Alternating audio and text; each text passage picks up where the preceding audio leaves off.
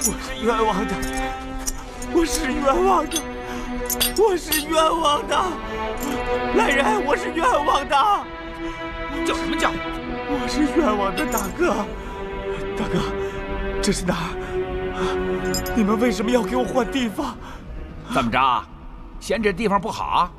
我真是冤枉的，我是冤枉的。我告诉你，这年头冤枉的人多了啊！你就老实的待着吧你。什么东西？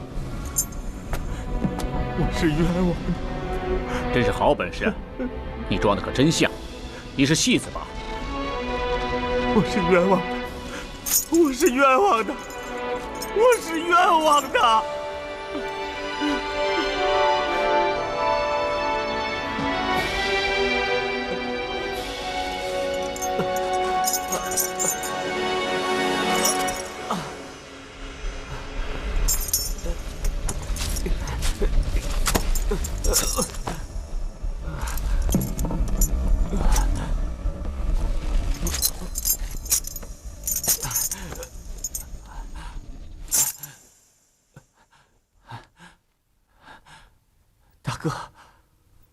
大哥，这是哪儿啊？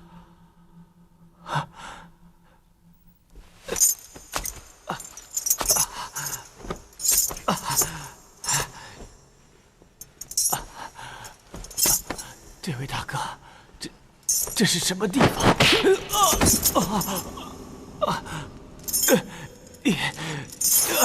你欺负我！你为什么打我？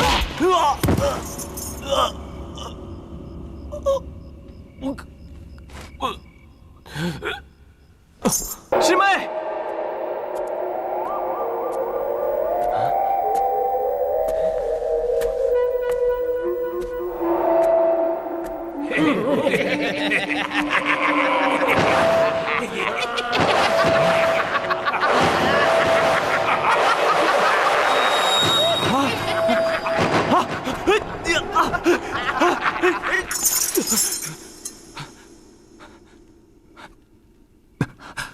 为什么他们都戴着面具？是人都戴着面具，你也一样。我可从来不戴那种东西。哼，你们这种人会不戴面具？给我！你究竟是什么人？我跟你往日无冤，近日无仇的，你为什么要这么对我？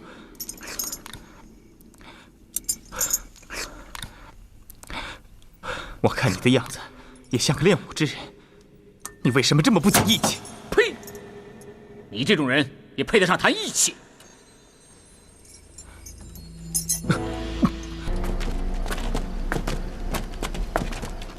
小子，有人来看你来了。师妹，师妹，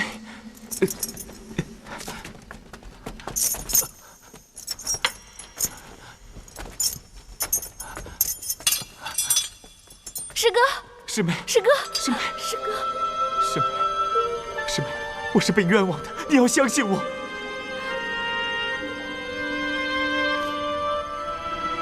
师哥，你受苦了。师妹，师父他老人家找到了吗？啊？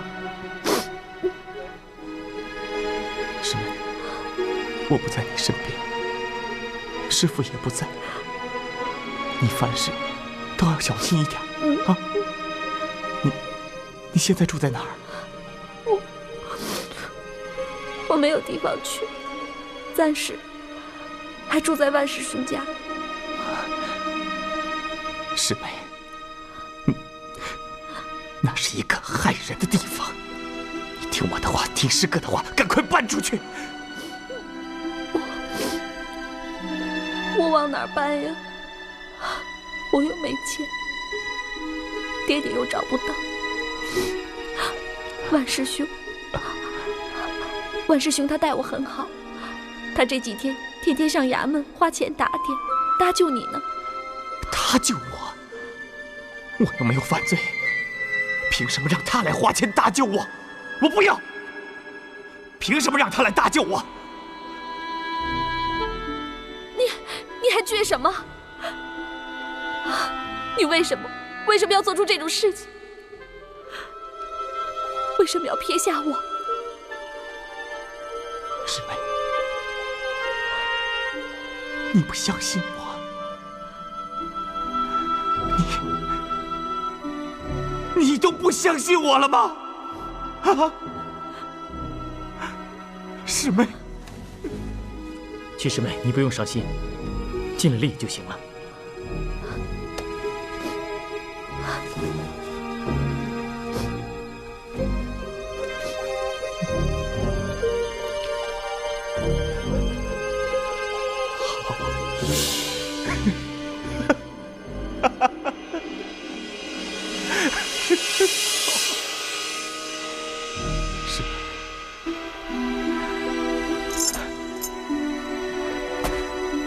既然你不相信我，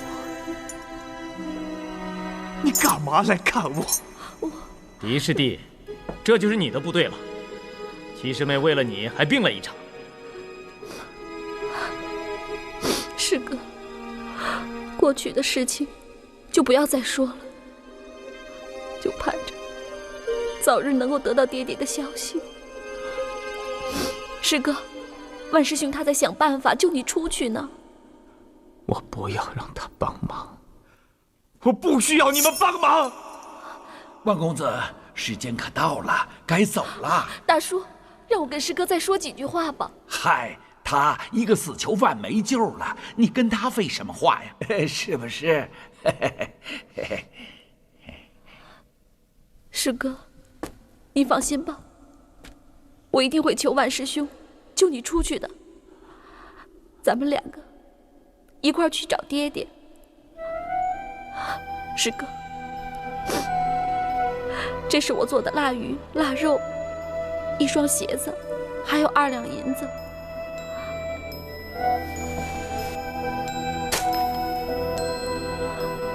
师哥，我改天再来看你。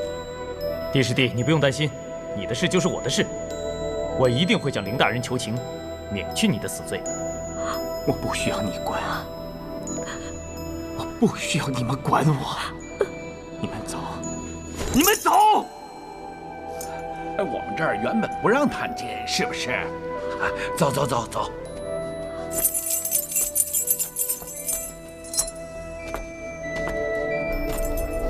放妹，走吧。怎么还不走啊？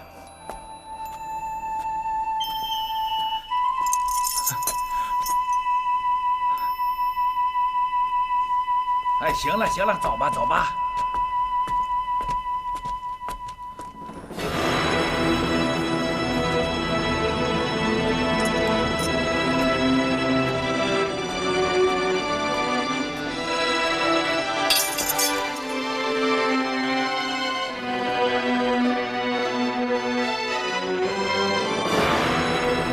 你不要我吗？你不要你师哥吗？师妹，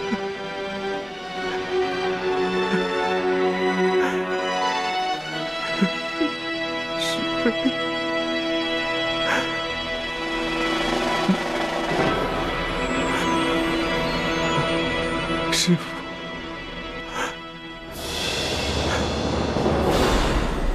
师父。你们都不要我了，都不要我了吗？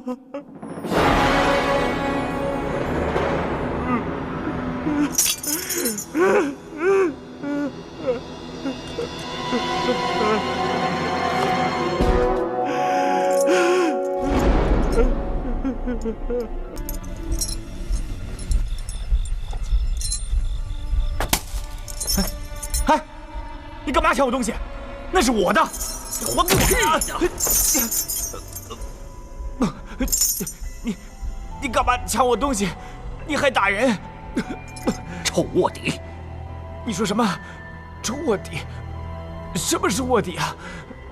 你比前几个有心计多了，下的功夫也多，还真穿了琵琶骨。哼，林退司给了你多少两银子？林退司给我银子，不重重赏你，你能穿琵琶骨吗？我实话告诉你，穿了琵琶骨的人，一辈子都是个废物。你说什么我都不明白。你还我东西，你还给我！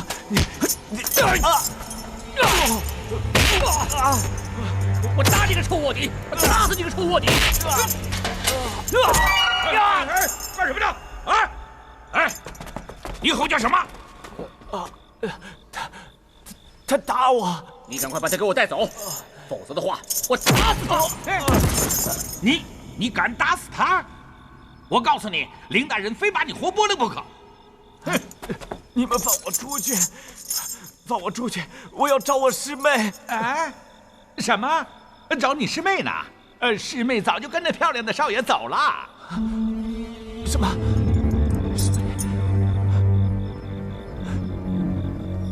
师妹？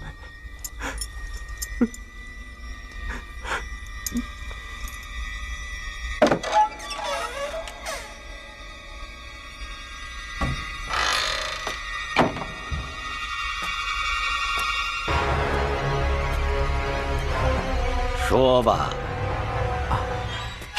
林大人，都10天了，他还是拳打脚踢的。哼，这个混蛋，花了我6年的心血呀！大人，为了这个人，您把府台大人和京官的差事都丢了，值吗？大胆！是大人。不过我倒觉得这第8个卧底和前7个卧底会不会一样呢？这个狄云真是冤枉的，他会经得起那个人的考验的。再说时间长了，感情也融洽了，我想那个人会相信他的。对呀，大人真是高见，从这个傻小子嘴里掏东西，要比从他嘴里掏东西那容易得多呀！三刀，有长进呐啊！不敢，全靠大人栽培，大人栽培。再说，狄云被关入牢中，他一个死囚，跟死有什么两样啊？大人可真是一箭双雕啊！这样对万家也就有个交代呀。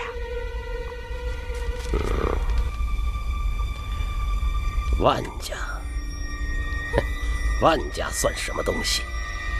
万归夺人所爱，真是无耻之极啊！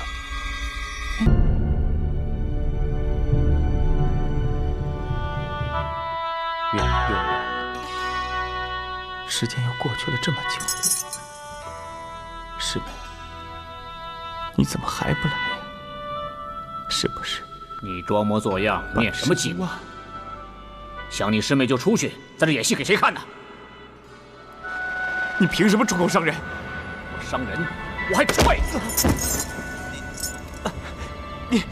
你凭什么打我？再好，我打死你！我就好，我就好，打死我吧！打死你！打死我吧！打死我吧！难道你就没有心上人吗？你就不想他吗？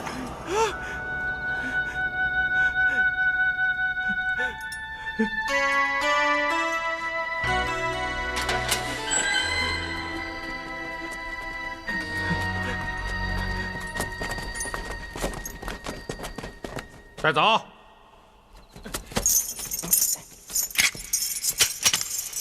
上！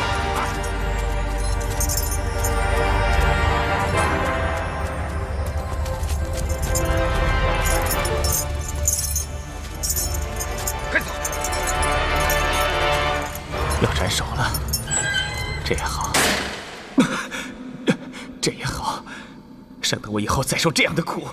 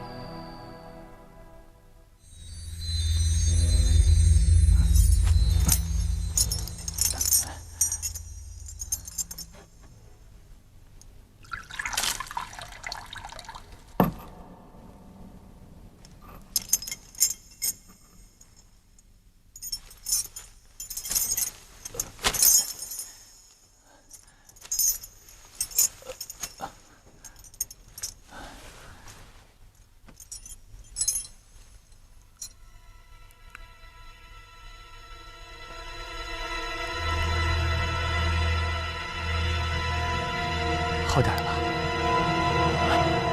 滚！疯子！你这苦肉计如何瞒得过我？我劝你趁早别打我的主意了。瞧瞧你什么样子，你都自身难保了，我打你什么主意啊？真是个疯子！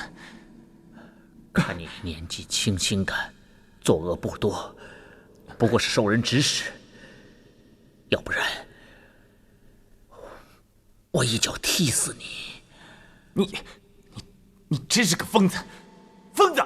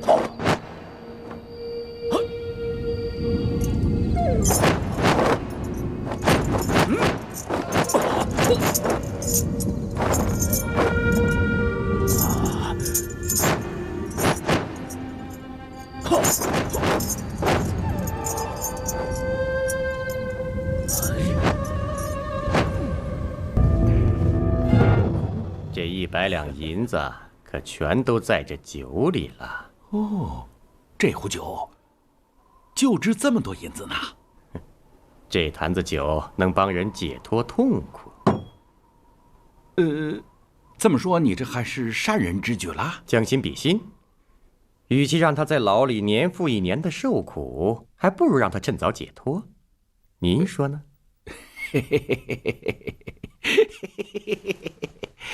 哎，我可听世人说，好死不如赖活着啊！所以我送你100两银子。啊，我知道。不过我担这么重的事儿，您这点银子，轻点儿。老兄，你倒是个爽快人。你说吧，加多少？他这每行都有每行的规矩，我们这行也有我们这行的规矩，是吧？像这么重的事情，得300两。好，咱们一言为定。臭小子，起来！嗨，起来，起来！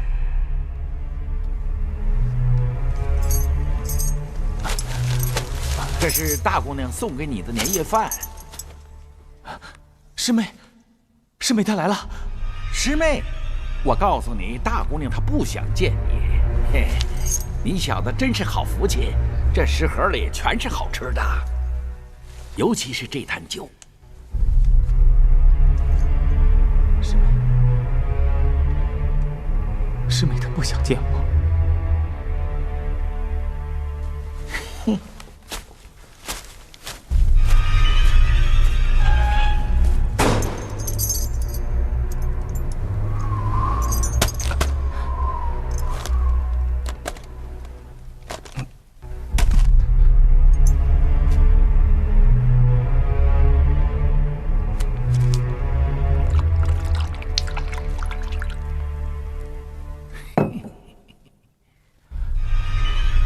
这酒我不能喝，我就是被他们冤枉，酒后无德，奸淫偷盗的。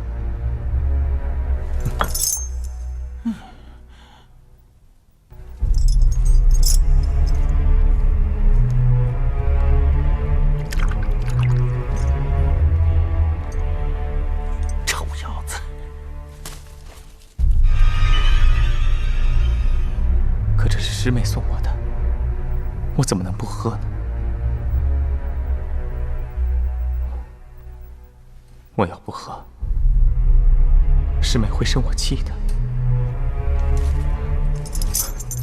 我喝了这酒，就可以梦见师妹了。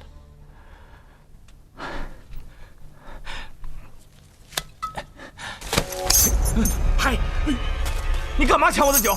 你喝，我就喝不得吗？那是我师妹给的，你不能喝，不能喝！你还给我！王八蛋！你不能抢我的酒！你还给我！这是林退思给你的解馋酒，我为什么就不能喝呢？你不能喝！你还我酒！你还我！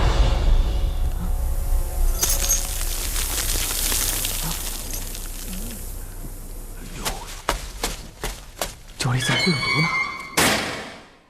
你们的戏演得太好了，也太真了，连毒药都用上了。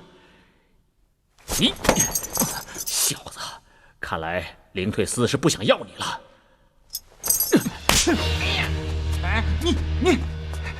你个大爷呀！啊！你给我回来！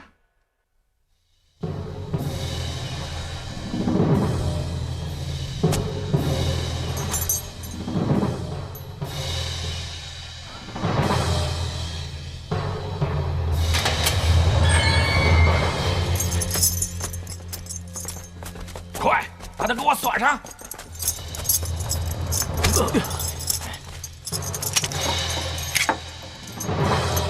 好，走。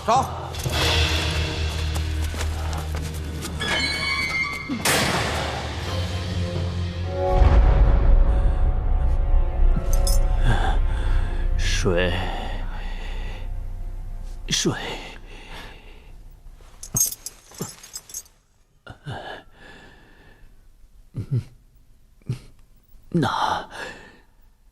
拿水来。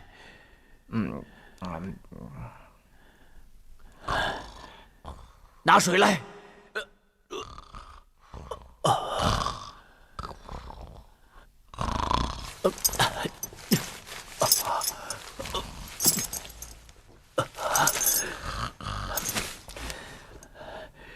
人家打你祖宗，你祖宗就打死你这个孙子！你，我告诉你啊，你别过来，你要再过来，我就把这桶粪水泼在你身上。你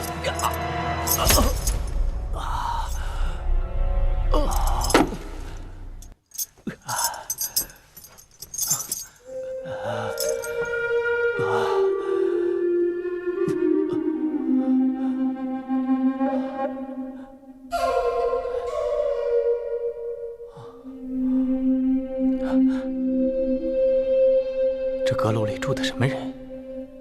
为什么总在月圆之夜吹箫？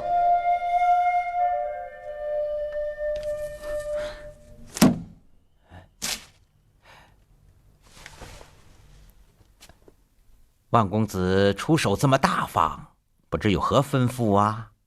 让狄云马上给我去死！这个案子是凌大人亲自审理的，就怕他这个坎儿不好过呀。这个忙可不大好帮哦。啊，夏三爷，只要让狄云速死，我保证事成之后再给你加2000两。你不知道，只要狄云不死，那个戚芳……哦，我明白了。好，3天之后，你到牢房来领尸吧。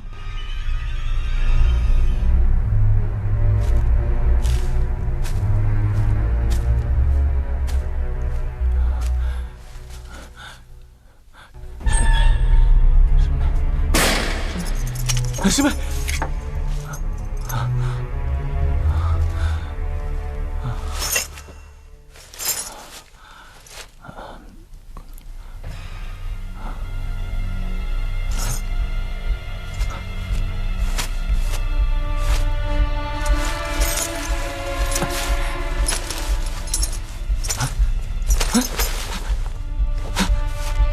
我的鞋呢？我的鞋呢？师妹送我的鞋呢？我的鞋呢？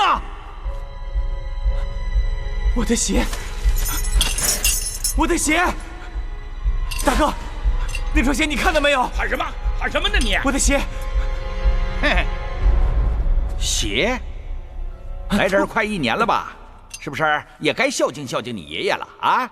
嘿嘿嘿，哎，你还我鞋！你还我鞋！还我鞋！王八蛋！小姐，不好了，不好了！香儿，出什么事了？你师哥他怎么了？我师哥他怎么了？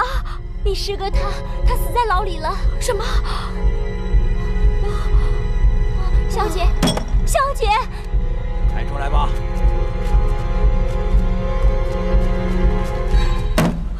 师哥，师哥，你怎么了？你别扔下我！师妹，别扔下我，师哥！师妹，人死不能复生，你不要太伤心了。哎，是啊，齐芳姑娘，你就别伤心了，别伤心了。你师兄能够挺到现在，也算是一条汉子啊！走，别走，我想再看我师哥最后一眼。七师妹，狄师弟在牢里病得很厉害，都脱相了，我怕你看了会伤心的。啊，是啊，不看他一眼，我心里永远都会不安的。夏师爷，我求求你了，让我看一眼吧。既然齐芳姑娘想看最后一眼，那就看吧。啊，这打开。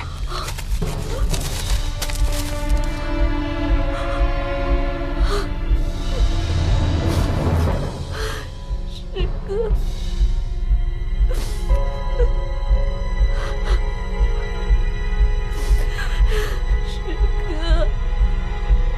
师哥。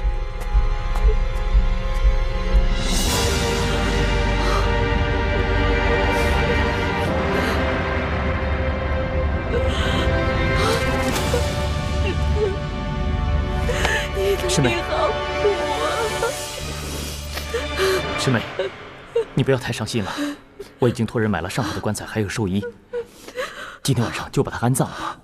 齐芳姑娘，万少爷为了你师兄，已经花了100多两银子了。谢谢万师哥。啊，好了，师妹，别伤心了。走吧，走。师哥，师妹，师妹，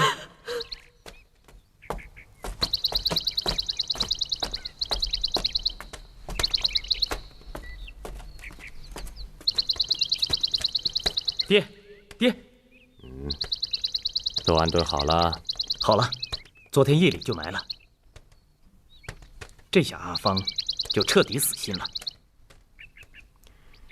你要好好的待他呀。啊，孩儿明白。功夫不负有心人，你要用情和义，慢慢的让他讲出来，知道吗？嗯。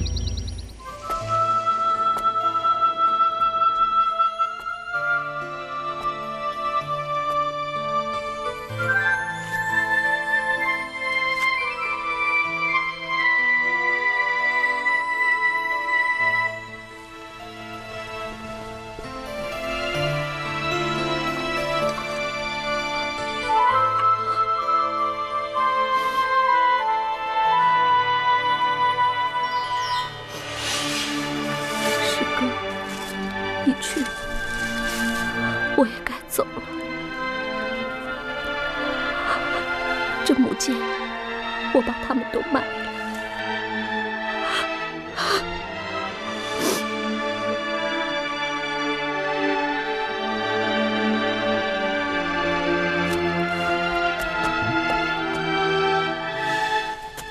七姑娘人呢？七姑娘执意要走，她不让我告诉任何人。连个人你都看不住。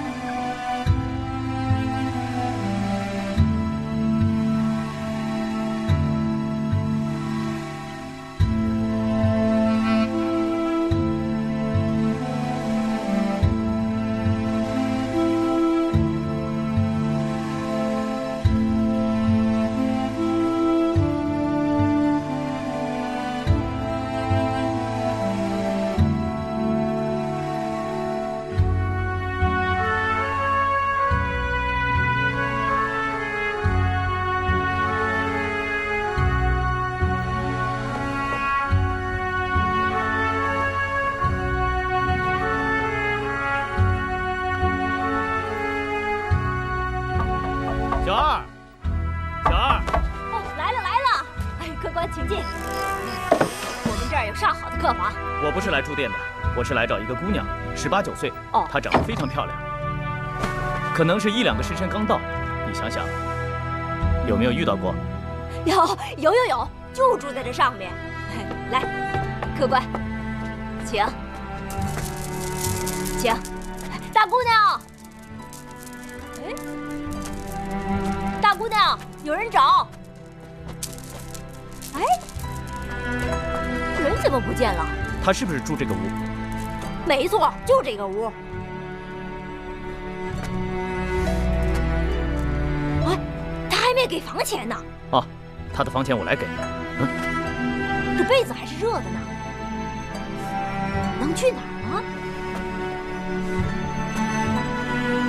哎，客官慢走啊！您慢走，客官，下次再来啊。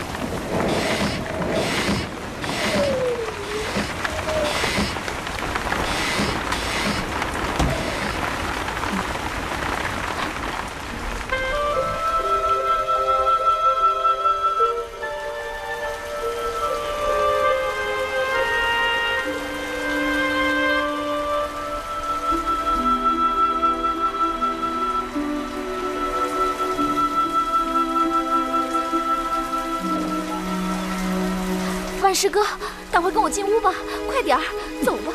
你为什么要不辞而别？七师妹，跟我回家吧。不。为什么？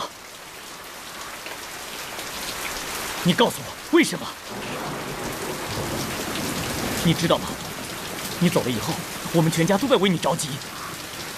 再说，你一个年轻女子孤身在外，万一出了什么事怎么办？万师哥，你别再说了，我不能再在你家住下去了。这究竟为什么？难道你听说什么了吗？没有，真的。你和万师伯对我都挺好，只是什么？只是我师哥他死了，我爹爹又不知去向，我想回湘西老家去找我爹去。七师妹，我陪你去吧。师哥，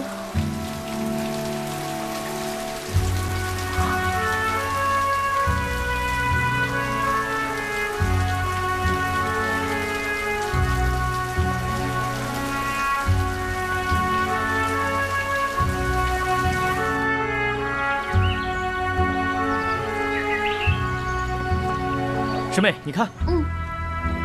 万师哥啊，你说咱们还有几天能到湘西啊？大概还有3天吧。还有3天呢。万师哥，你说咱们能找到我爹爹吗？能，只要他回去就能。哎，万师哥，找到我爹爹，你真的不回荆州了？我不回去了，我要永远陪在你身边。我不信，万师伯，他不会答应的。师妹，你真的是太苦了。为了你，我什么都愿意，真的。除非我爹把我杀了。不许乱说。师哥，你的脸怎么这么烫啊？你发烧了吧？没事的，只要你陪着我就行了。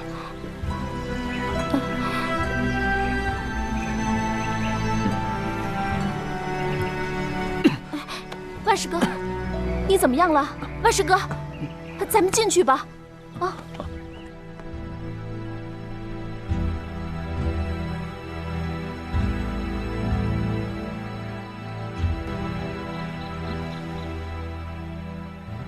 万师哥，你醒了，来，你觉得怎么样？好多了。你烧了整整3天，吓死我了。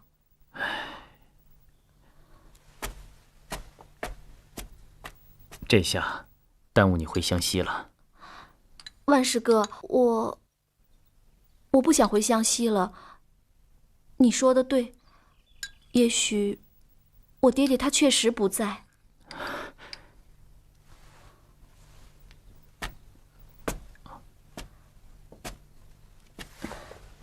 喝药吧，小心烫啊。来。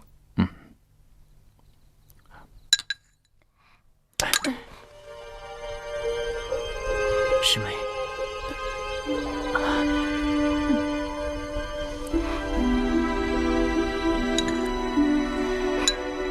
哦，喝药吧。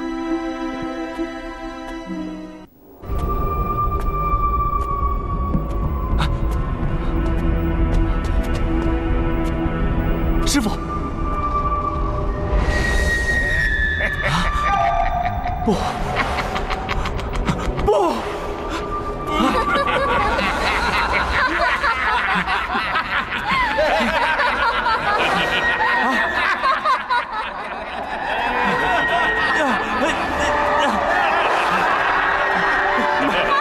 你们都是什么人？什么人？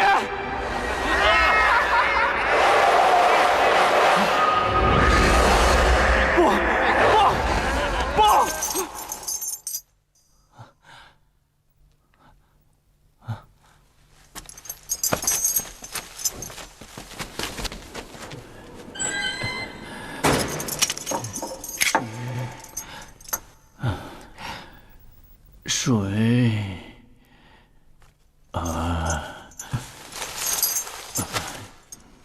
拿水来。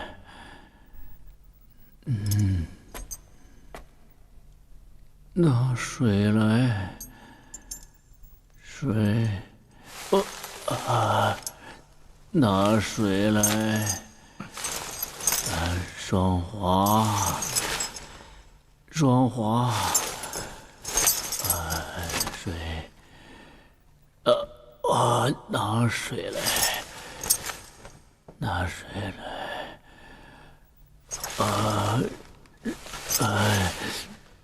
拿水来，我要喝水，水，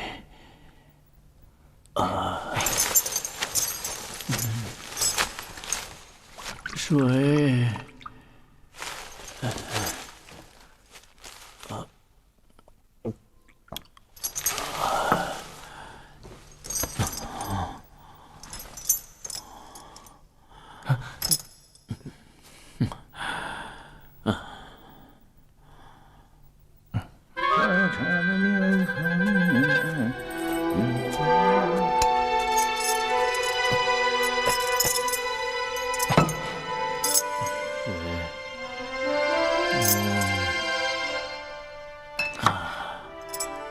水，拿水来，要把人渴死！着什么急啊？啊，这才2天，渴不死你。你别着急，过来。你家长说把我掐死，他们肯定会把水拿来。快动手！快！喂，你什么时候给我们送水和饭？要是再不送，我就把他掐死！嘿嘿，就你敢呢你？好，你等着，你看我敢不敢？哼！掐死你！你要再不拿，我就救命啊！我就掐死他了啊！拿水来！救命啊！掐死你！我掐死你！哎呀，你赶快给我松手！松手！我告诉你，你敢动他一根手指头，我在你身上戳上1000、1万个窟窿！嘿，把饭菜放这儿，快点，走。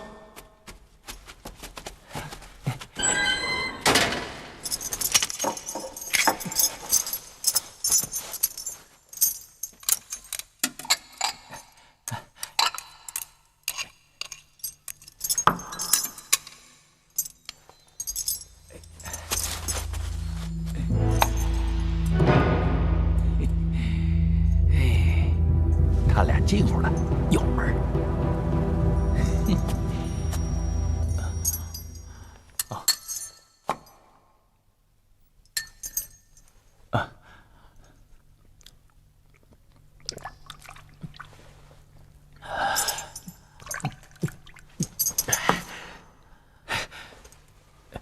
他们折磨你，干嘛又害怕你死啊？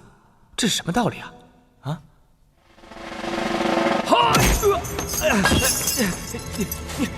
你干嘛又打我？你老欺负我，疯子！你真是个疯子！你别以为你在这假惺惺的讨好我就会上你的当。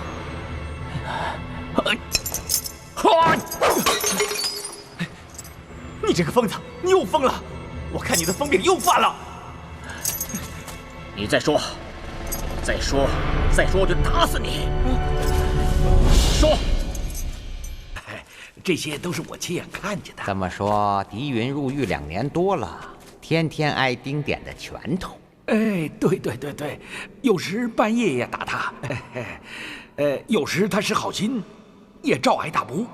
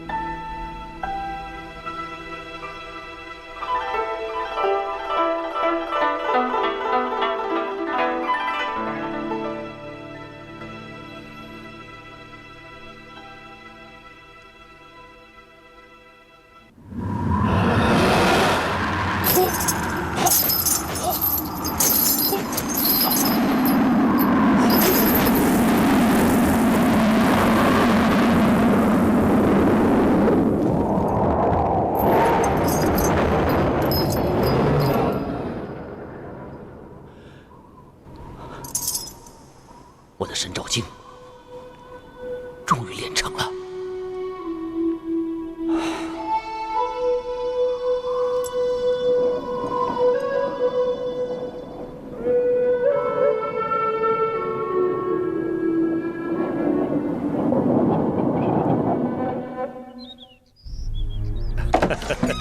师兄，真是可喜可贺呀！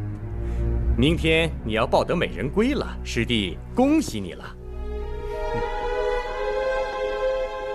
师兄，明天就是你大婚的日子了，怎么你还闷闷不乐呀？六师弟，你千万不要忘记，那个狄云还好好的活在牢里。哦，难不成师兄你要让我再送他一壶毒酒？这次就不用毒酒了，只要你把我和戚芳的喜膏送过去，我相信就没事了。这个喜字儿才是一副真正的毒药。就让他在牢里慢慢的去死吧。好，小子，你的东西。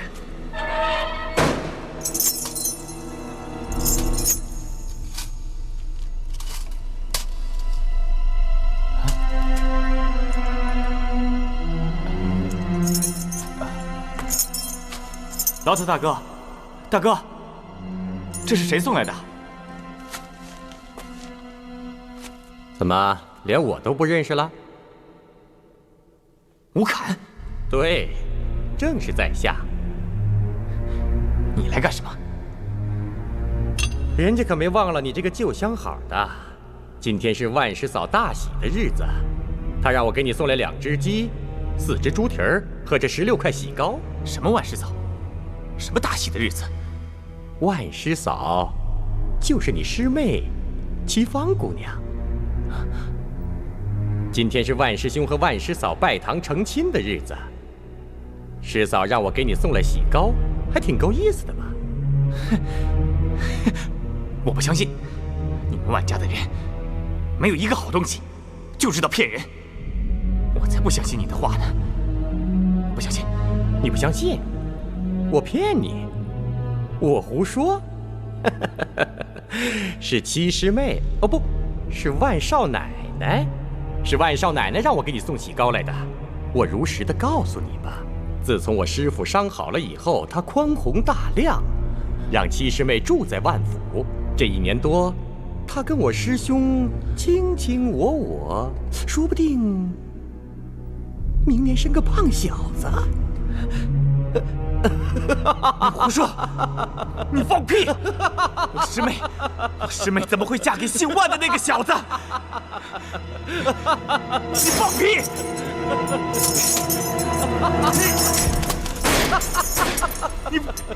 你放屁！臭小子，你慢慢的等死吧！你胡说！你胡说！你胡说！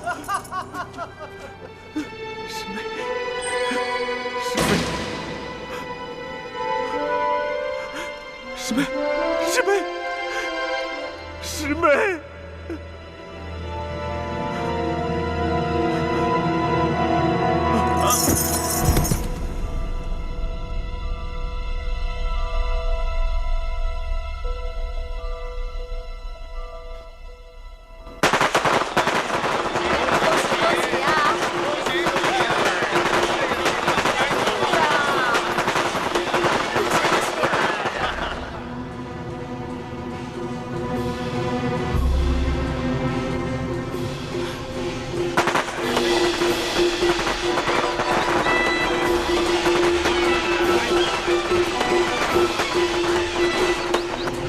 师妹，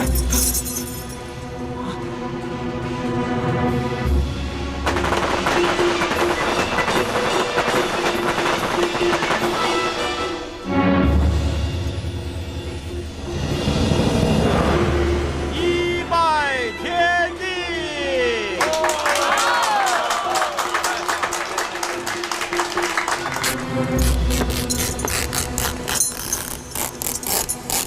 二拜高堂，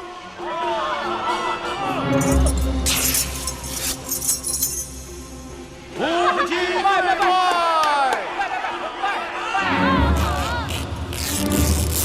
二叩首，三叩首。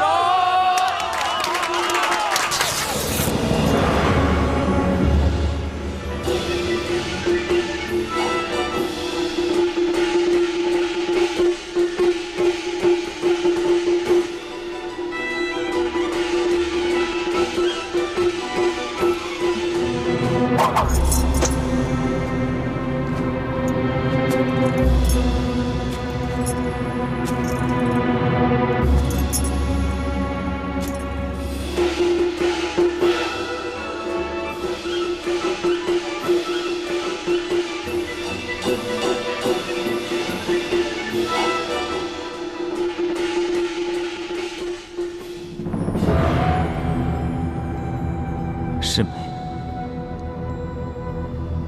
你要相信我，我是被冤枉的。这世上坏人太多，已经没有什么值得我留恋的东西了。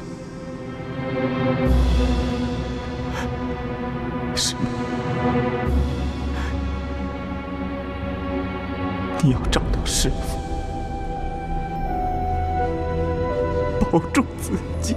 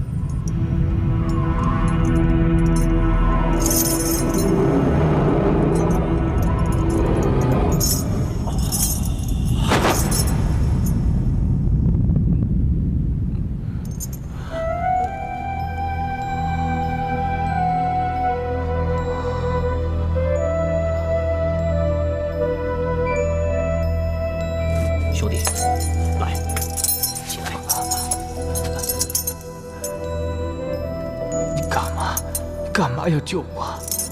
你难道还嫌我受的苦不够吗？小兄弟，你……我只是倒了8辈子霉了，天天见到你这个恶贼。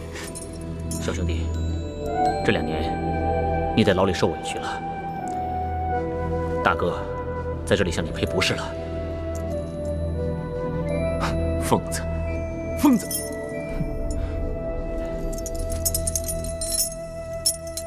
小兄弟，你叫什么名字？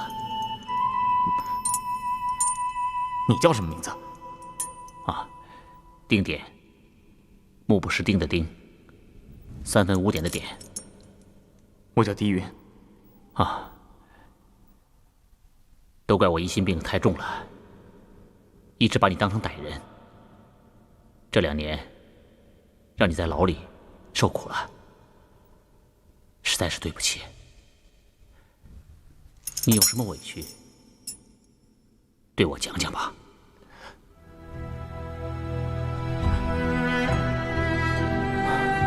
狄贤弟，你心里有什么委屈，你就是不说，我也能猜到8、9分。你师妹既然对你无情，那么你又何必苦苦强求她呢？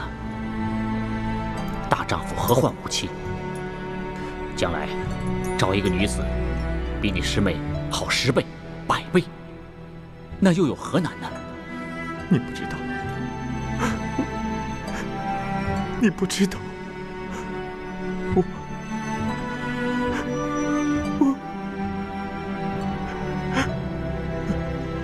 丁大哥，丁大哥。有什么委屈，你就说吧。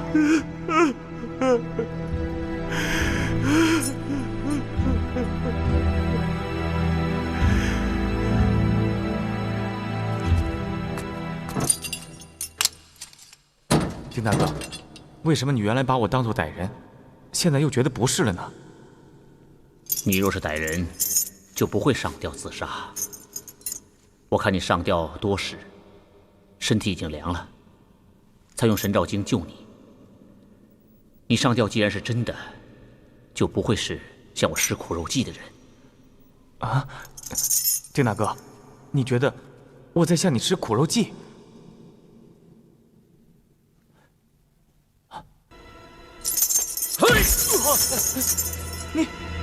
你又疯了！你以为我不知道你是干什么的吗？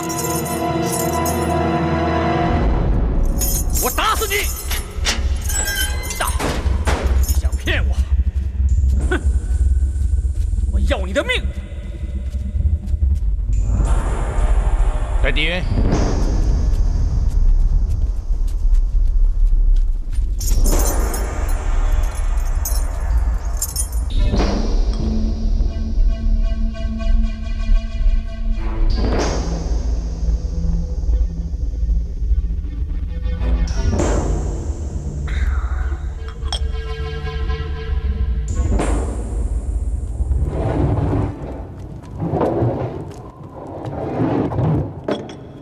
狄云，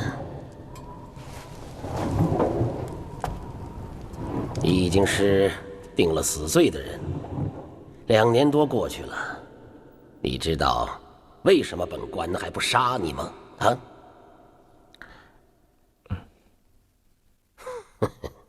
本官念你还很年轻，以后还有用。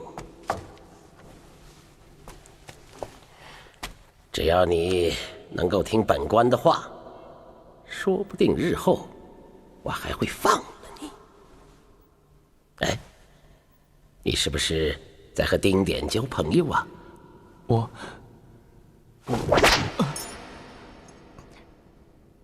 大人，他天天打我，我正想求求您，给我换个牢房呢。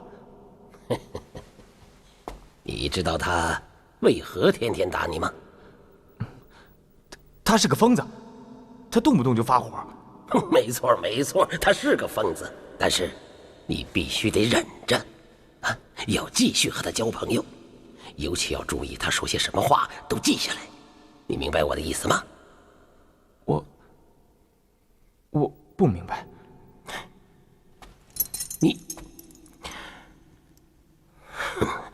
你真是个废物！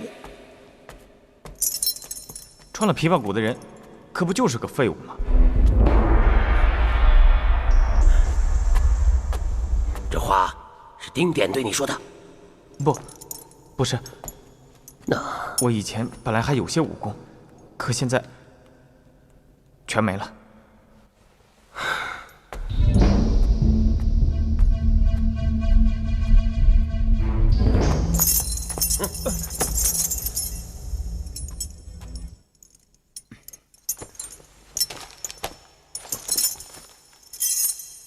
走。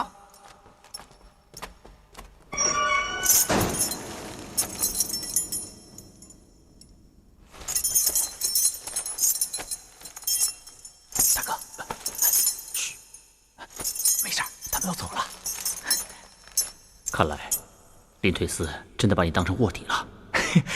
你怎么知道？林退思真是聪明一世，糊涂一时啊！他万万没有想到，你和我竟成了朋友了。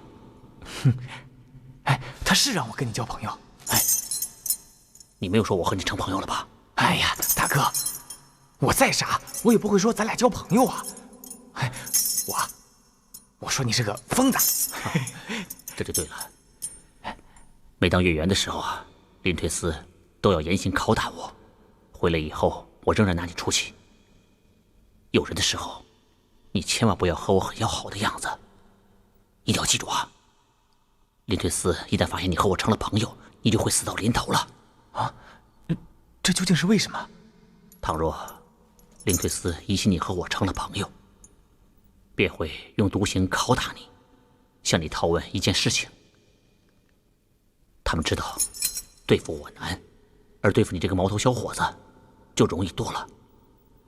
这就是为什么把你关在这里的原因。哦，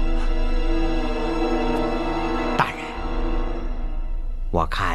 狄云这傻小子一点用处也没有，不如把他杀了，再换另一个卧底。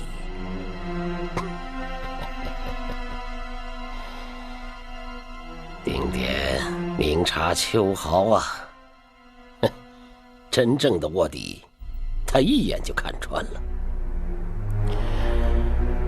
而那个狄云是毫无心计，不知道他已经成了我们的卧底。哼，这久而久之，丁典不再戒备，说不定就说上2句可用的话了。大人真是神机妙算呐！是不是万家又来催你了？没有。万家是巴不得狄云早死，可我偏偏不让他死，知道为什么吗？不知道。这个狄云，说不定他还有另一重用处。奇怪的是，他师父戚长发为何迟迟不来看他？你说呢？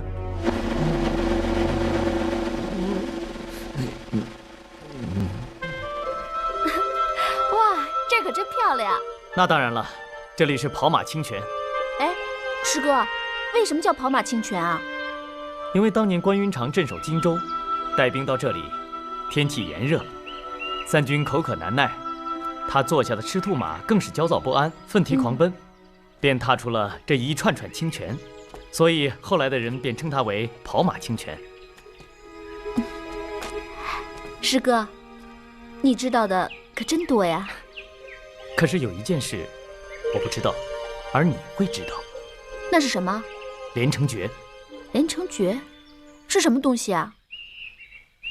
师妹，师哥的为人你应该很清楚，我对你怎么样你应该知道。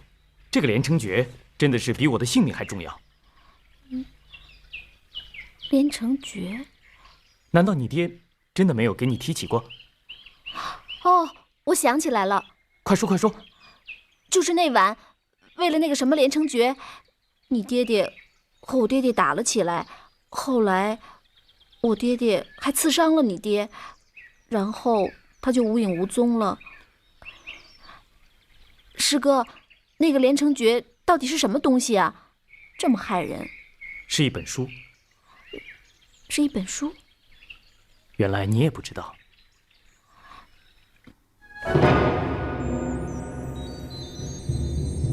他真的不知道？是。他不会是在骗你吧？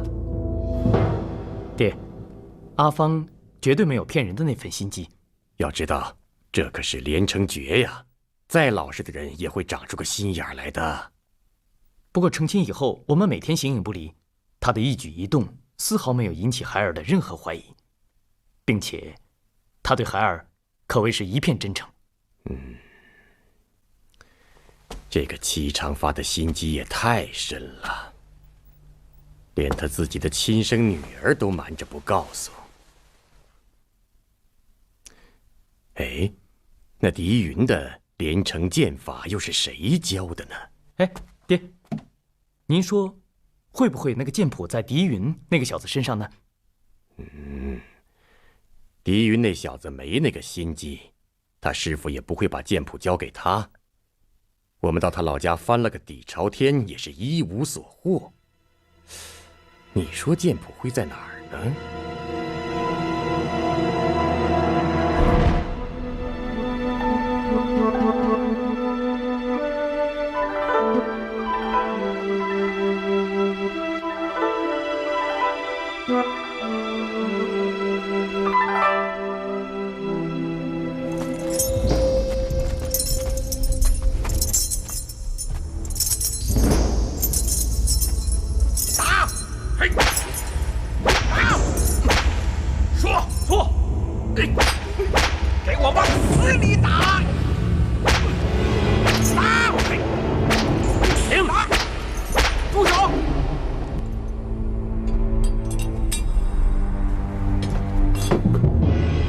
丁典，你我这场游戏总该收场了吧？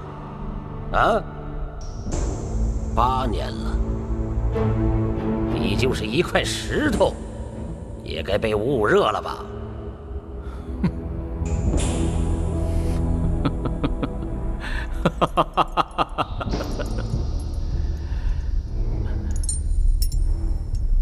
我早就跟你们说过了，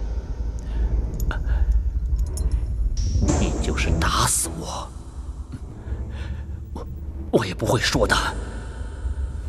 打，给我打！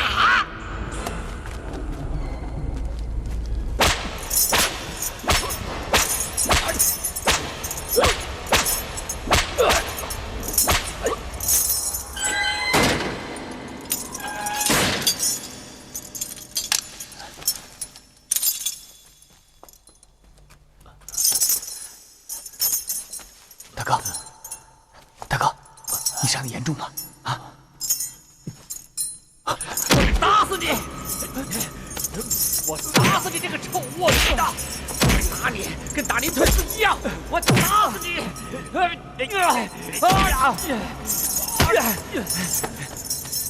你真是个疯子！你疯了！我没找你惹你，你干嘛打我？我打死你！打死你！干什么？哎呀！哎呦！疯子！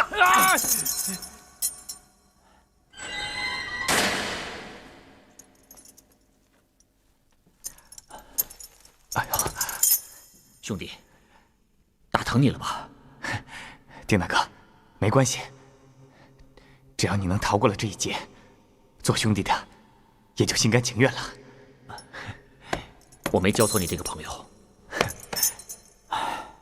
丁大哥，丁大哥，丁大哥，这是我给你留的饭，你吃了吧。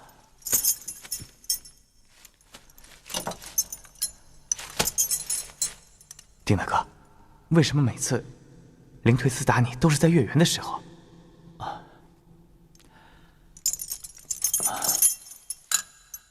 我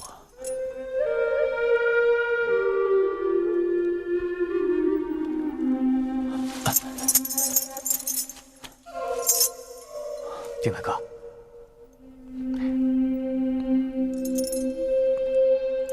丁大哥，这都2年多了，为什么你每次受刑回来，总会传来箫声呢？这个吹箫的人是谁啊？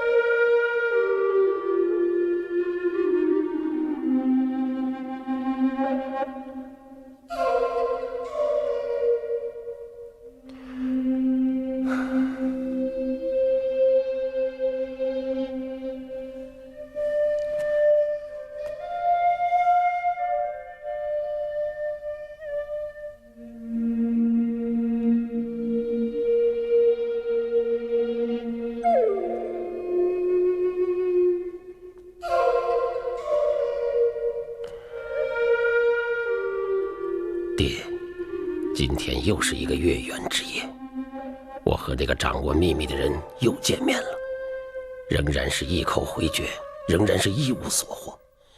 阁楼里又响起该死的箫声，我心里忍受着巨大的煎熬。不过，请您相信，在这个世上，我已经是最接近这个秘密的人。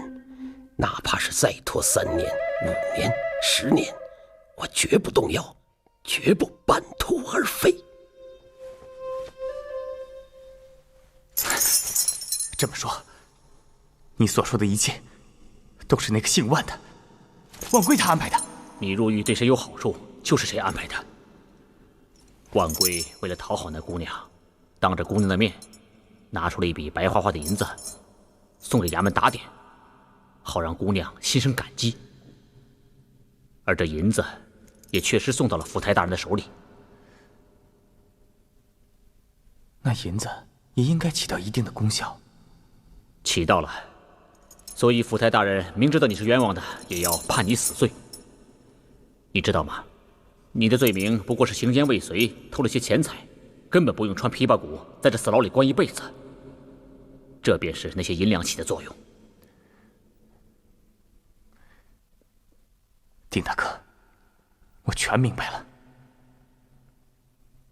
哎，不对呀。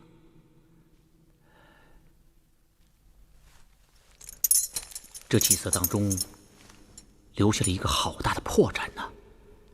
什么破绽？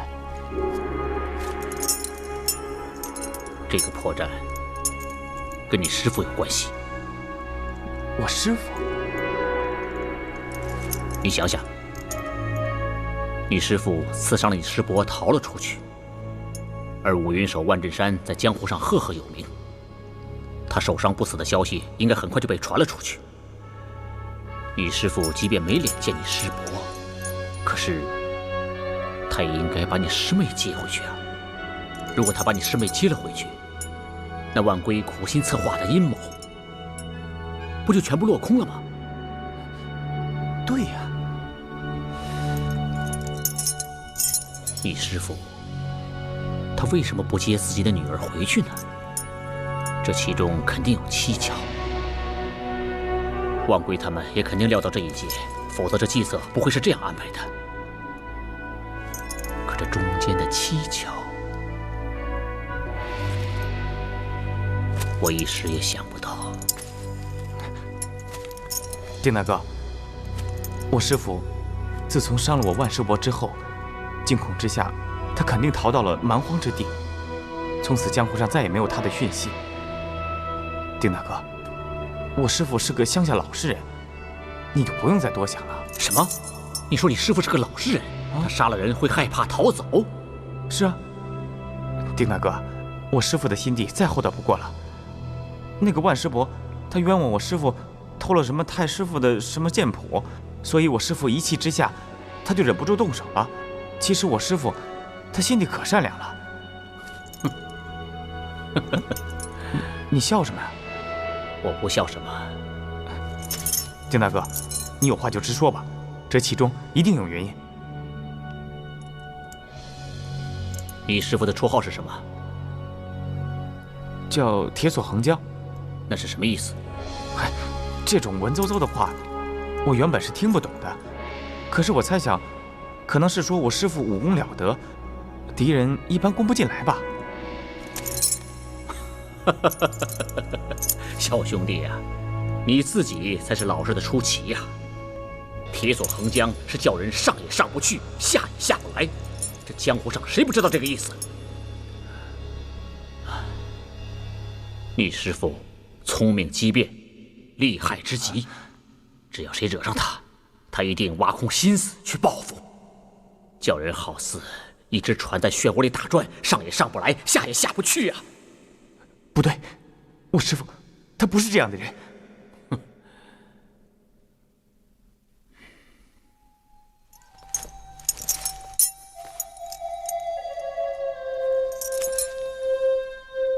丁大哥，你看，窗台上的花又换了。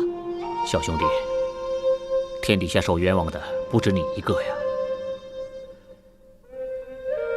你不是一直在问我，灵退司为何每逢月圆之夜拷打我吗？灵退司的苦肉计是什么？还有那阁楼上的鲜花、箫声。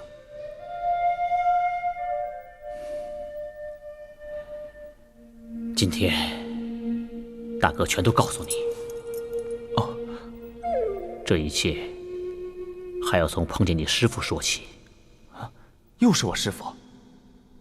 我是石门人，我父亲也是练武之人，而且在江湖上也算颇有名气。父亲死了以后，我就云游四方，拜师学艺。10年前，我乘船要去汉口参加菊花会。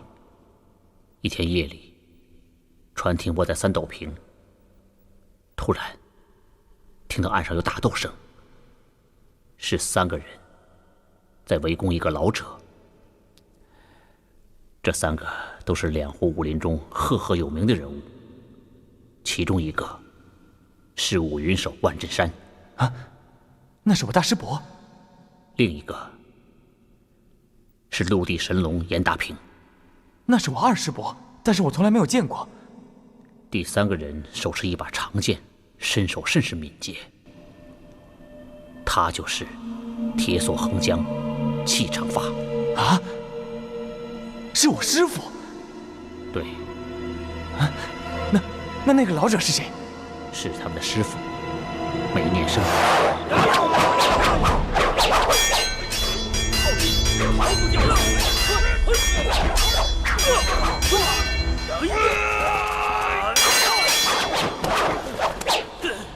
你把连城诀交出来，我们还是你的弟子。畜生！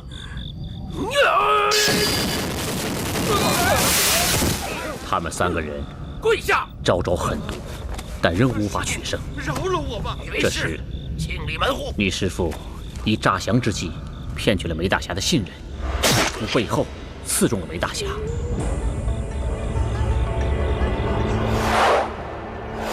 梅大侠不得已扔出剑头，转身跃入江中。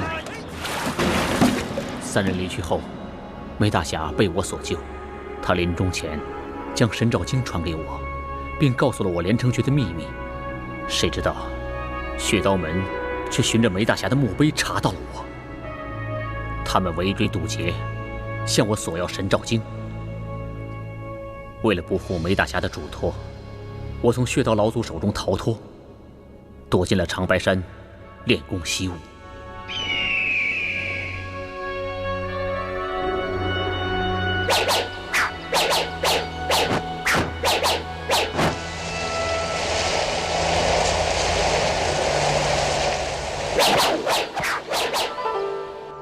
2年后，我的神照经练成了第1重，于是下山寻找机会为梅大侠报仇。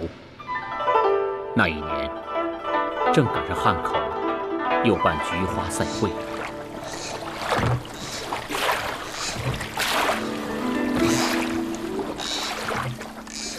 船家，你能不能摇快点啊？汉口的菊花会天下闻名，今年又逢菊花赛会，我真是急于畅游其中啊！哎，别急，赶得上，我也想去看看呐。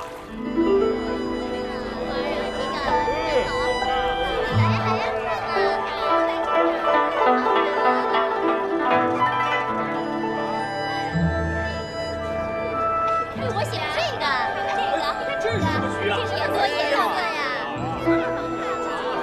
公子，那片黄菊都叫啥名字啊？我呀，来说给你听听。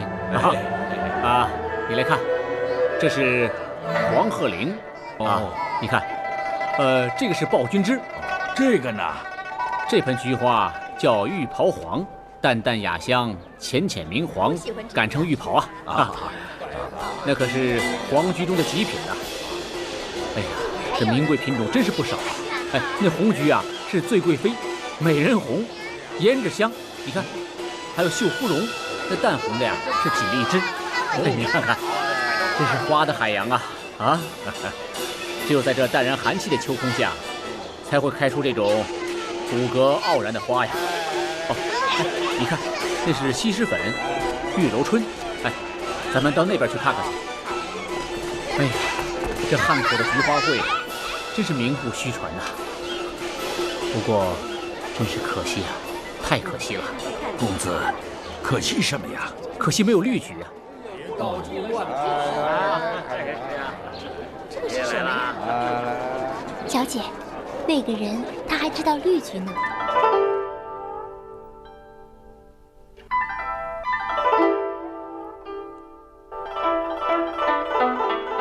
我们家里的春水碧波，绿玉如意，平常人哪里轻易见得？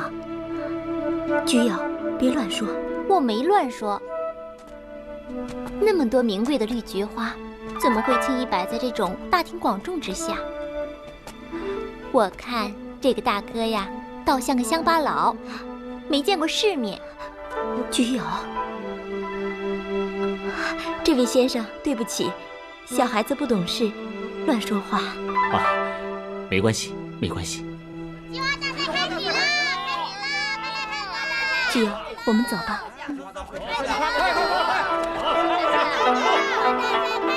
诸位安静了。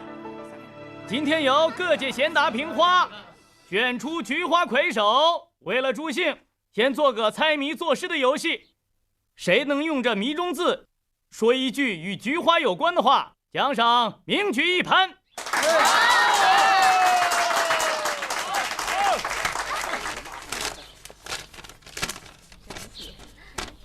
2个人请半个人。有人能解吗？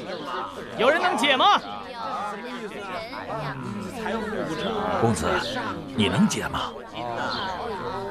亭子里有位小姐的答案了，有答案了。菊花会，人人邀伴来。答得好，赏蔡莲叶一盘。半个人是半两的半字，2个人可以写成人人吗？啊，妙，妙。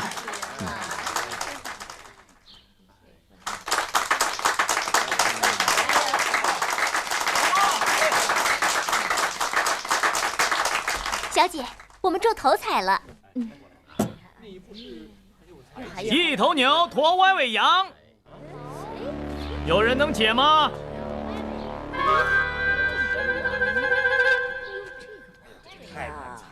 这谜出得好。你能猜？有人能解吗？这个真不好猜呀！是啊，这不好说呀。公子，有人能解吗？你来解吧。好。我们这位公子能解。这位公子要解。哦，小姐，是那个花痴。羞答答也来赏菊花。妙，妙，解答的妙，妙趣横生啊！赏佛见笑一盆。真是风趣，这个人。小姐，笑什么？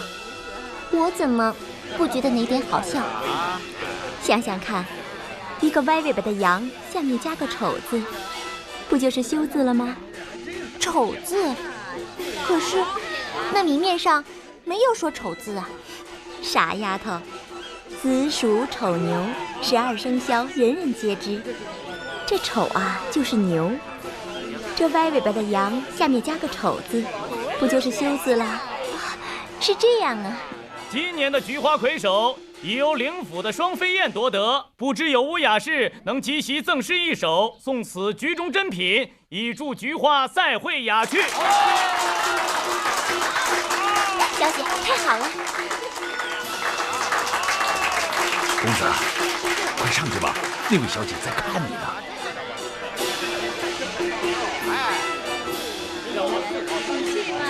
我来一首。请到台上来。小姐，她又上去了。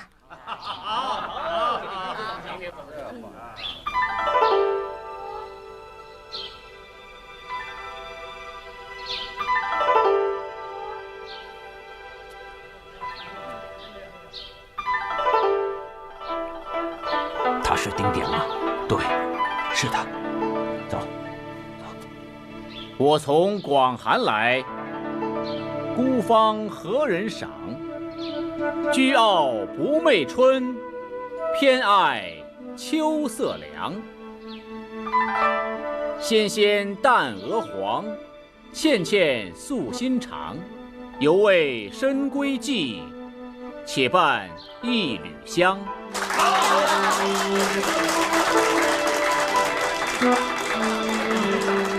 好，好啊！菊花赛会到此结束，各位尽情赏花游园。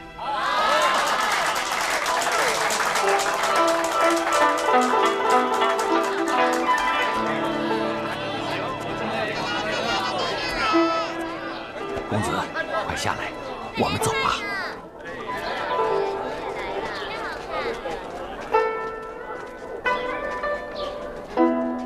菊友，咱们走。哎。啊，传翁，我还想赏会儿花，你先走吧。哦，走吧。那我走了。好。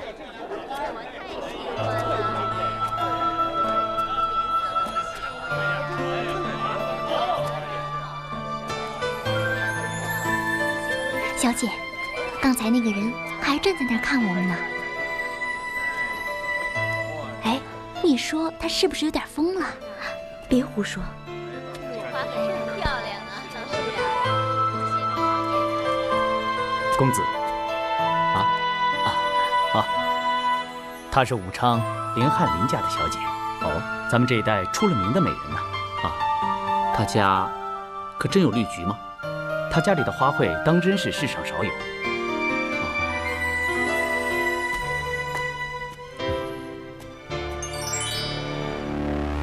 此人是丁典，今夜动手？不，他的功夫咱们已经拿不住他。我连夜去找大师兄，你给我盯好。好。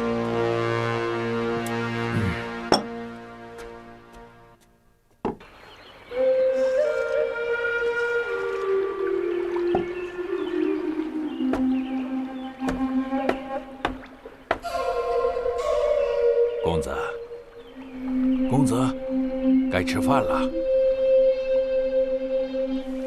哎，我看公子跟我年轻的时候一个样。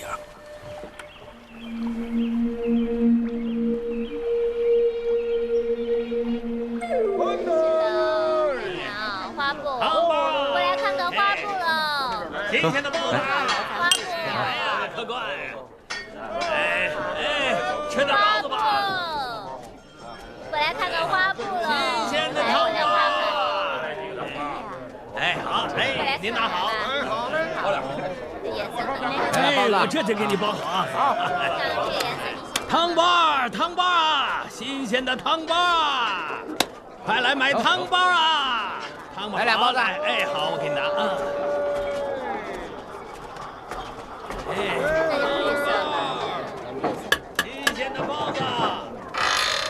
哟，张大人来了，请进。好，我就买它了。好。哎，汤包，花布，新鲜的包子了。哎，快吧，好吧。哎，您拿好。哎，汤包啊！哎，这位客官啊，你吃点包子吧啊！哎，这位客官呐，你在门口走来走去的，累不累啊？来，坐下吧。哎，你这身打扮像江湖中人，老这样在这翰林人家门前走动，就不怕人家误会你是贼？来，尝尝我的包子。哎，来吧。哎，看看我的新鲜包子啊！哎。来了，包子来了。嘿嘿，看你这样，又想进灵府，可又不敢进。是啊，我是想进去拜见凌大人，可是我又不认识他们。你看，你又不认得人家做老爷的，凭什么去拜访人家？这不是自讨没趣儿吗？啊，是这样的，大哥。我有一个远方的亲戚，在灵府里面给小姐做贴身丫鬟，我想进去探望她。嗨，这不简单吗？小姐的闺房就在那个后院的墙内，你转到墙外面喊，嘿，这不比你伸着个鹅脖子强吗？谢谢大哥指点。哎，没付钱呢你？这个都给你了。哎，这个人好像神经有毛病。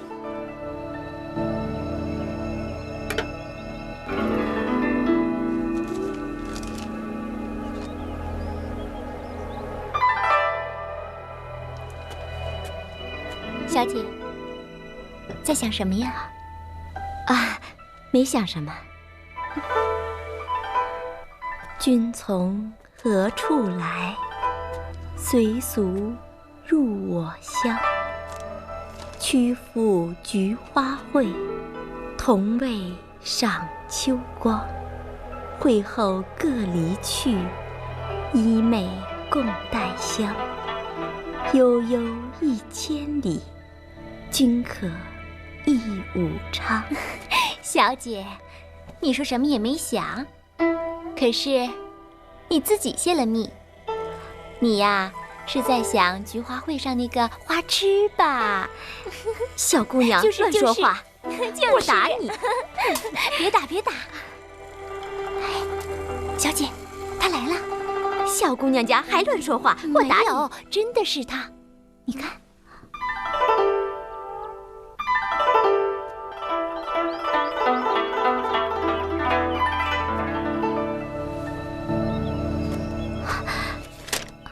糟糕，真的是他！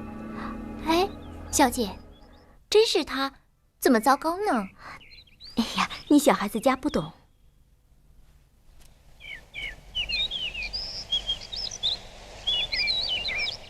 他站下了。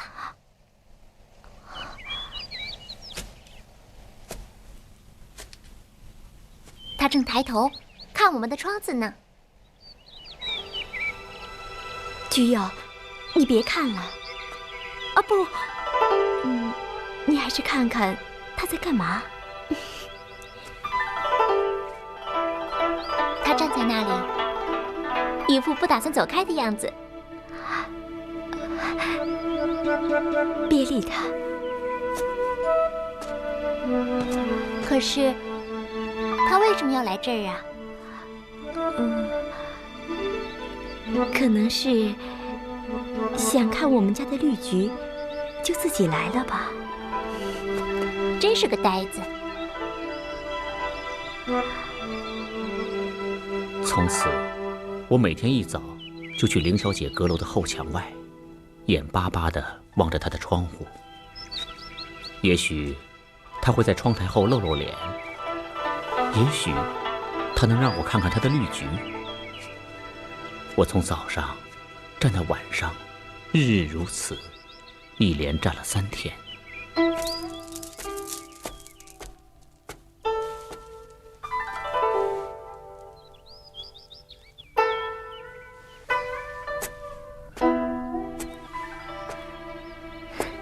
真是痴心，都已经3天了。3天，我看就是再过上1年，他还会天天来这儿的。我才不相信他有那股子韧劲儿。你要是不信的话，我跟你打赌。打赌？哎呀，小姐，这才好玩呢。哎，我们赌什么？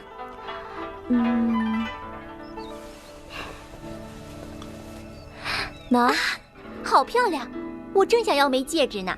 哎，我们可说好了，他要是明天还来这儿，这枚银戒指就是我的了。那个时候，我心里除了凌小姐和绿菊，什么都没有。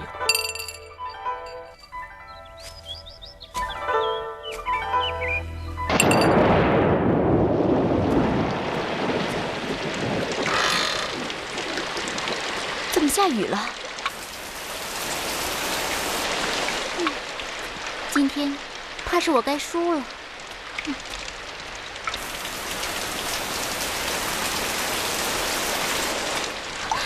这雨下了半天了，他怎么还不走啊？他要是淋湿了，会生病的。小姐，心疼他啦。死丫头，就你心肠硬。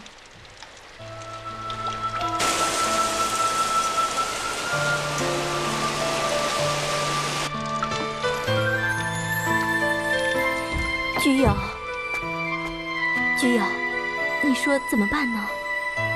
什么怎么办？那个人还在外面淋雨呢。他要站在那里淋，我们能怎么办呢？好，菊友，我们打的赌都不算了，就算他今天走了，也不算你输。你就下楼去，叫他离开吧。腿长在他身上啊，他万一不肯走呢？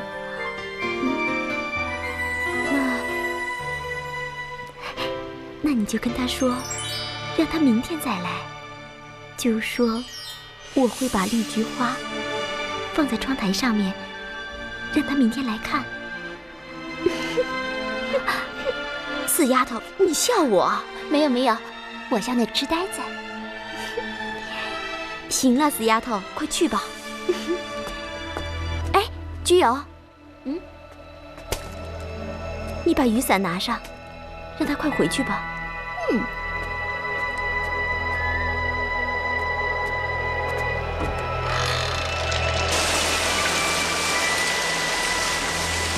你这位大哥，下雨还站在这儿，就不怕淋湿生病吗？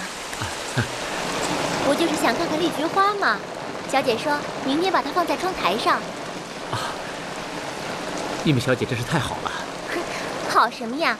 他呀就是个心肠软的人。快拿上伞，赶紧回去吧。啊，替我谢过小姐。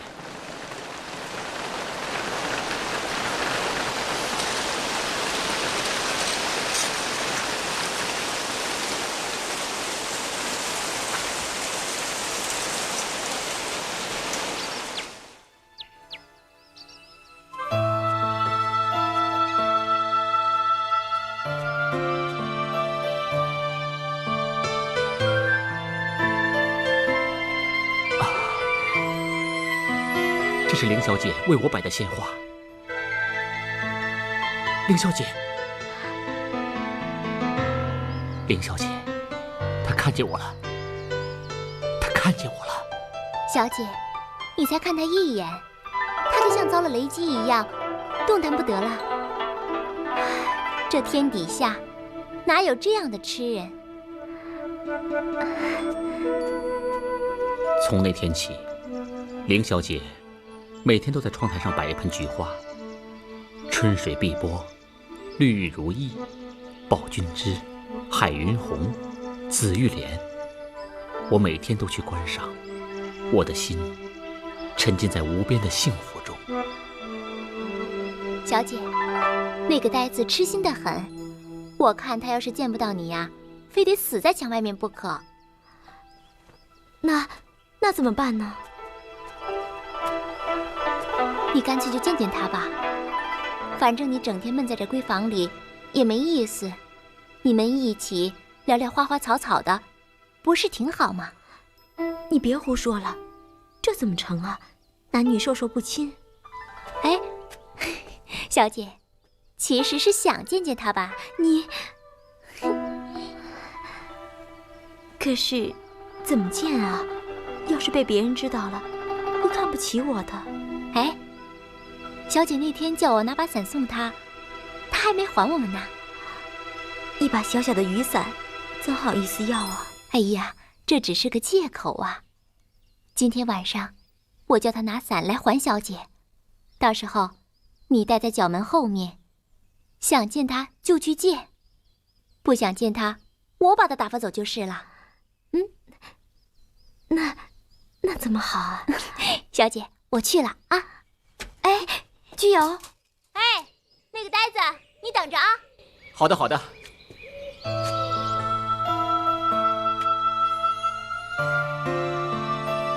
哎，你这个人怎么回事啊？天天站在那里，不怕别人怀疑你是贼吗？我又不是贼，我就是想看看窗台上面摆的鲜花。只是想看花？不会是想看看花的主人吧？不，我怎么敢这么想呢？哈，我就是想见他，那花的主人也不一定想见我吧？那倒不一定。什么？你说什么？我什么也没说。哎，你这人真是，你借我们家小姐的伞还没还呢。啊，我一直想还你们，可是我总没有见到你们呢。哦，哎，这就对了。你今天晚上把伞拿来，等在这里，到时候我们小姐来取伞。什么？今天晚上？你是这么说的吗？你不用紧张，没听错，还不快走，快点回去吧。好的，好的。今天晚上我一定来。我胸中荡漾着多少爱的希望啊！可是意外的事情发生了。那天晚上，他天天来这儿。哦，你看清了吗？看清了。他们是来找我的，不能让他们伤了凌小姐。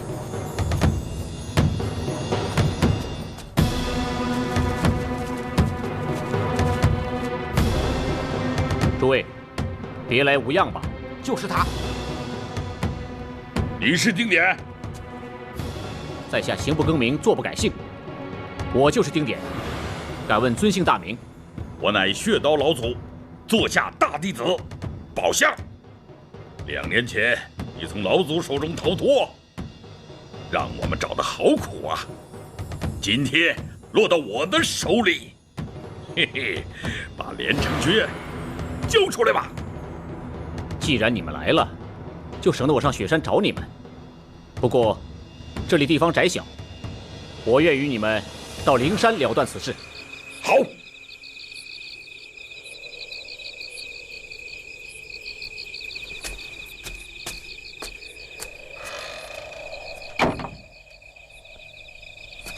小姐，这么晚了，他还没来。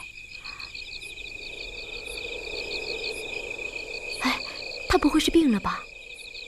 他下午还活蹦乱跳的，怎么会病了？我看那个人也是个银样蜡枪头，真要让他来，他倒怕了。小姑娘家别乱说话。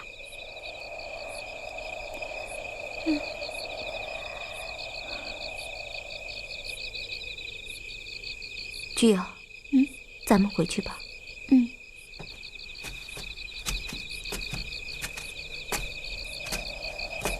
双儿啊，爹。双儿，这么晚了，怎么还不睡呀？屋里太闷了，所以和菊友出来看月亮。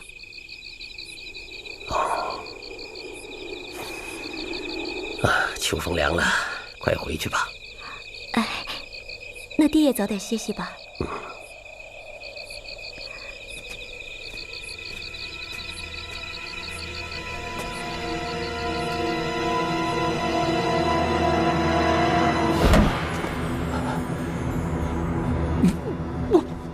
当时我的神照金功夫还只练到第1重，功夫不及宝相等血刀门4大高徒。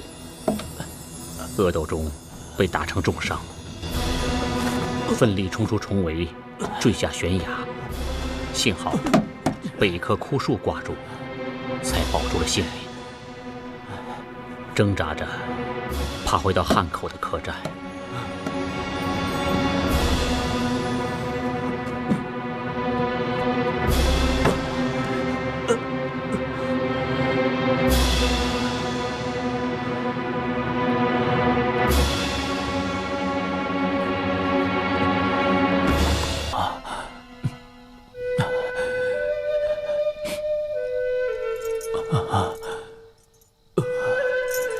说话啊！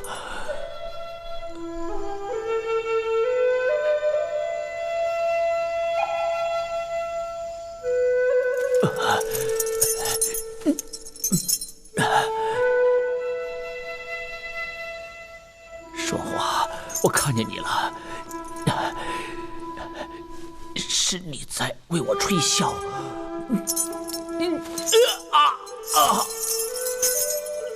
每到月圆之夜，灵腿司就替我去拷打，而双华总是在这一夜用箫声抚慰我的苦痛。窗台上总是有一盆鲜花放在那儿，春风茉莉，秋月海棠，它们日日夜夜与我相伴。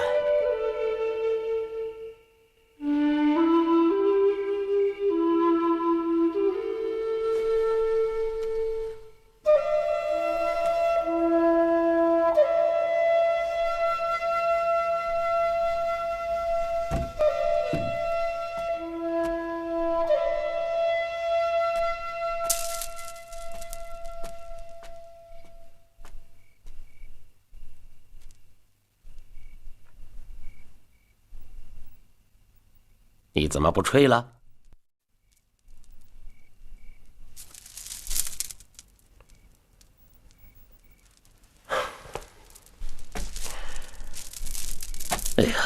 双华呀，你怎么如此的痴情啊？啊，丁典跟你认识不过才1年之多，你竟然为他吹箫弄曲，你呀，把我的脸都给丢尽了。如果爹爹觉得丢人的话，就把我关进大牢里吧。你说什么？爹爹如果真的觉得丢人的话，就干脆把我也关进大牢里吧。放肆！双华呀，你怎么就不明白呢？爹就你这么一个女儿，爹做的一切都是为了你呀。我告诉你，从今天起，不准你再吹箫了。来，把箫给我。给我呀！爹爹，女儿只有这一把箫了。如果爹爹你执意要拿走的话，女儿只有一死。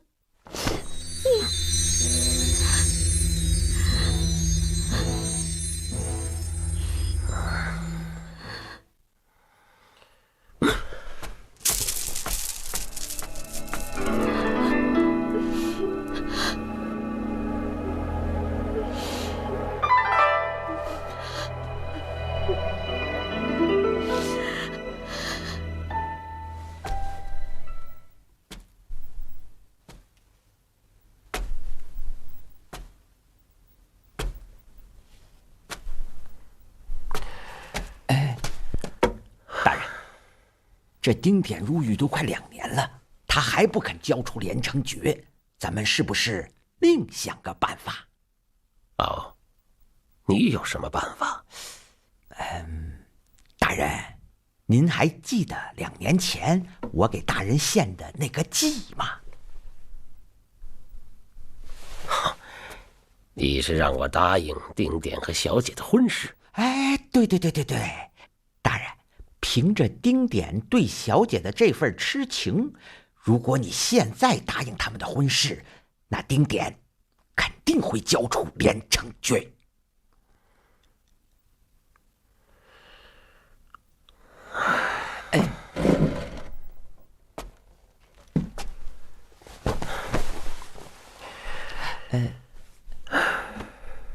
大人。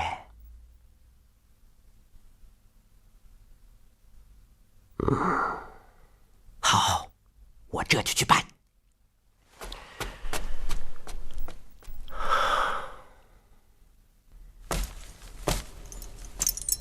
答应我们远走高飞。对，只要你说出连城诀的秘密，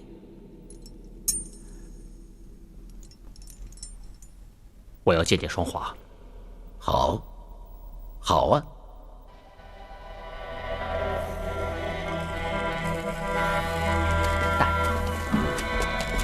走。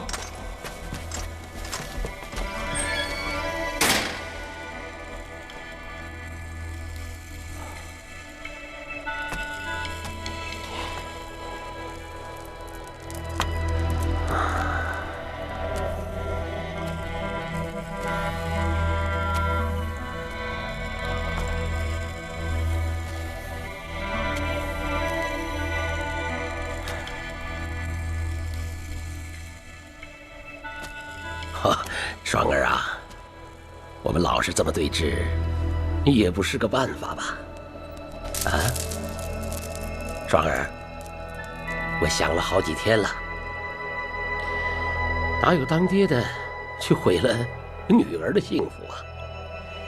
既然你真心的爱她，好吧，爹就同意这桩婚事了。啊？哎呀，你也应该知道爹的心事。丁典要是成了我的女婿，那我们就是一家人了。啊，哪有女婿对岳父大人保守秘密的？你说是不是？一会儿啊，我让他过来，你好好劝劝他。啊？好。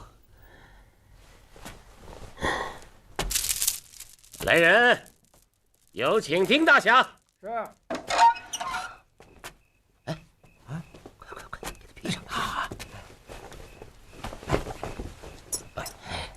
大侠，请讲。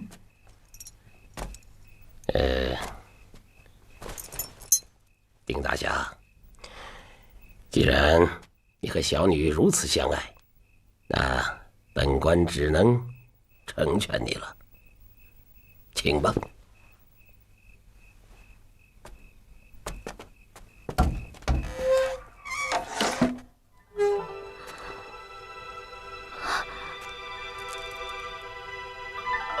双华，丁大哥，双华，大哥。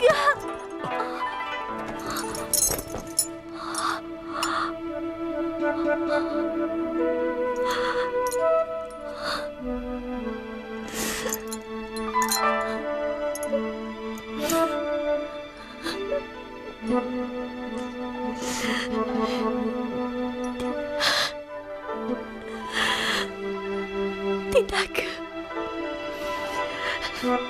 他们怎么把你整成这个样子？双华，是你的鲜花，你的箫声在支撑着我，否则我早就垮了。你也在支撑着我。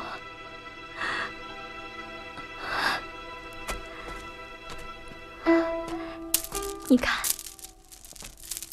要不然这窗台上的菊花也不会长艳不败地开了2年。双华，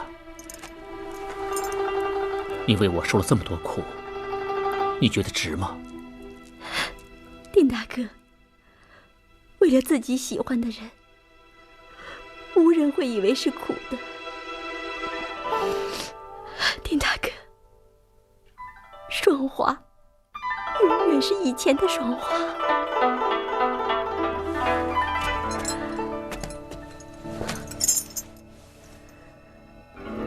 连大人说，只要我交出连城诀，就答应我们2个人结婚，让我们远走高飞。这真是天大的诱惑呀！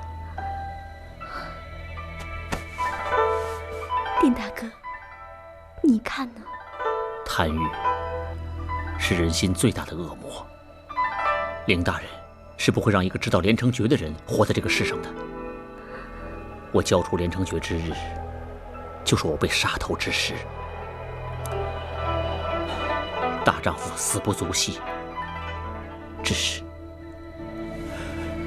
可惜了你啊！丁大哥，你算是把我爹看透了。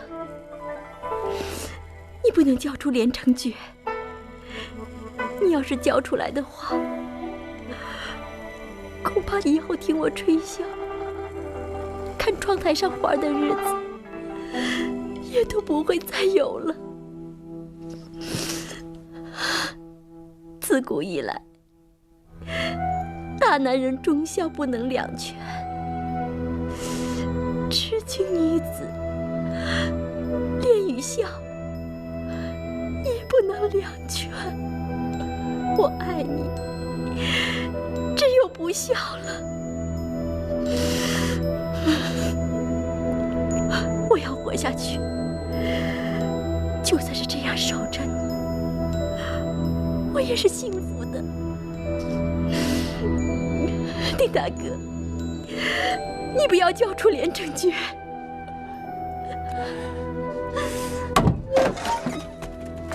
双华，就这样对待爹吗？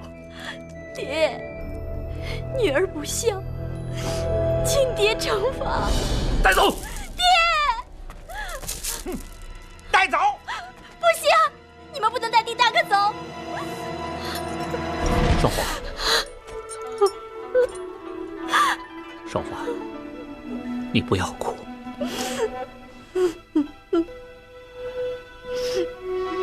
每天我还要看你摆在窗台上的花呢。带走！丁大哥，丁大哥！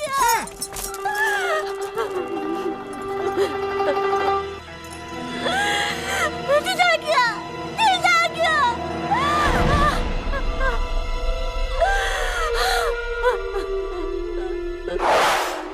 双花这一别，又是6年呢。这么说，你已经坐了8年牢了。丁大哥，你不觉得苦吗？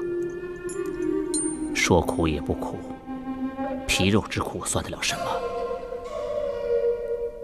我心中得到的慰藉，恐怕是天地都装不下呀。是啊，那我们得想办法出去啊。我的神照经已经初步练成了，只要再有半年的巩固，这牢房就关不住我了。啊！我这神照经的功夫是天下内功最强的一种。兄弟，我教你练习吧。我不学。你为什么不学？丁大哥，你也不是没看到，我已经成了废人了，学这个还有什么用啊？大哥，我不也是废人吗？你看，可如今，兄弟，只要你勤学苦练啊，这穿琵琶骨又算得了什么呢？这大牢又算得了什么？我们的那些仇人又算得了什么呢？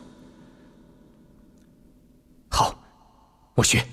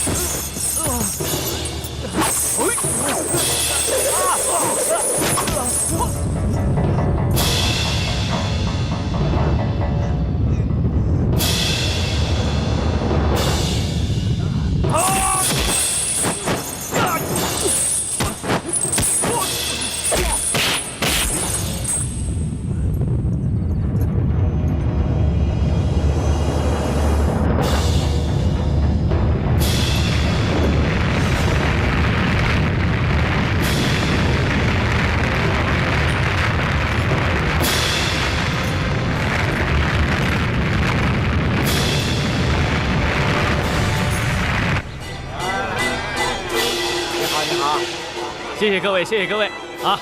谢谢各位，里边请，里边请，里边请啊！万少爷，哟，夏三爷，你怎么才到啊？时间过得好快呀！这一转眼，万少爷的千金都过周岁了。来，里边请。哎，您能亲自来，真是我家蓬荜生辉啊！哎，听说你的小千金长得跟她母亲一样俊。哎，那得让我们一睹芳容啊！那是那是，我们也有2年没有见面了吧？啊，哎，你得了美人又得千金，哪里还想得起老夫啊？哎，夏三爷，你这是哪里话呀？这次请我来，不单单是为了给小千金过周岁吧？三爷真是聪明啊！请，请。哦，这么说，狄云非但没死，反而比过去活得更精神了。是啊，是啊，我几次催凌大人处决狄云，可是凌大人总是这迟迟未决。那凌大人不杀狄云，究竟是何用意？难道是我们送的银子还嫌少吗？实言相告，这凌大人不处决狄云，这到底是为什么？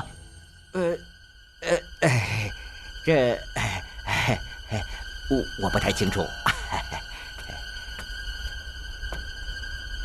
恐怕你知道也不敢说吧？你，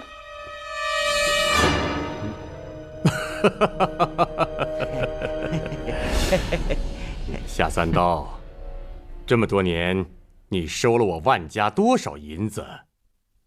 心里大概有个数吧？我夏某人向来无功不受禄，我不会白拿别人的银子。这么说，我万镇山还得感谢你喽。谢不谢，在你，恕不奉陪。且慢，龟儿，是。北教，我要亲自送这个夏三爷回灵府。不敢。我还要亲自见见凌大人。你见他也没有用。我还想说说，你夏三刀怎么用假尸体代替狄云来骗取我万家的钱财？你卑鄙！你小人！夏三刀，只要你告诉我灵退司留下狄云做何用，我还会给你一笔银子。我已经说过了。看来你是不见棺材不落泪呀。桂儿，北郊，我要直接到灵府去见凌大人。别！我实话实说就是了。说吧。凌大人留下狄云是为了让狄云卧底。卧谁的底啊？丁典。丁典。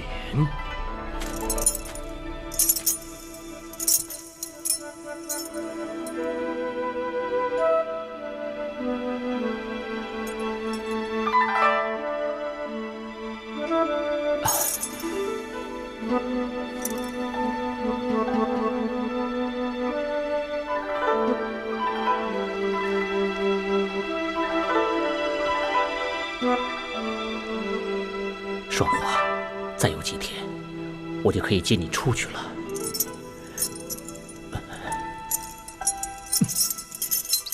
打听到了吗？是的，打听到了。芋头说和狄云关在一起的那个犯人正是丁典。哦，爹，狄云既然没有死，我怕阿芳他……狄云的事暂且放放吧。现在最危险的是丁典，你知道吗？当年梅念生受了伤，就是丁典救了他。我怀疑梅念生会把这个秘密告诉丁典。丁典在江湖上失踪了这么多年，我没想到会落在灵退司的手里。灵退司啊，你可真够厉害的。爹，这可如何是好？灵退司这只老狐狸再狡猾，却没觉察到他身边的夏三刀已成了我万某的卧底。但是爹，丁典还在他们手里啊。看来我又得花笔银子了。再去给夏三刀？不，得花大价钱，雇个人把丁典从牢房里给我劫出来。狄贤弟，这几天你怎么有点不高兴啊？有什么心事吗？我只是在想我的师傅。你说他杀自己的师傅，这怎么可能呢？那么你得怀疑我骗你？我没有怀疑。狄贤弟，我没有必要骗你。要不是因为你师父他们兄弟3人杀了梅大侠，而我又救了梅大侠，我怎么会被关在这牢狱里呢？丁大哥，我没有生你的气，我只是在生我自己的气。你说我为什么老是碰上那种意想不到的倒霉事儿？想当年那个乞丐叫我见招的时候，他也说过我师父是坏人。哎，你说我师父，他为什么教我躺尸剑法呀？不是躺尸，是唐诗。因为连城诀只有和唐诗剑法相配合，才能破解。你师父是怕你知道其中的秘密。我真搞不懂，师父为什么不相信弟子？我想不通。想不通就想不通吧。狄贤弟，你何苦自己折磨自己呢？你入狱有3年多了吧？丁大哥记得还挺清楚。我也是靠着窗台上的花来判断时间的。你入狱的时候，双花窗台上放的是盆秋海棠，而现在他已经是第3次拜访迎春花。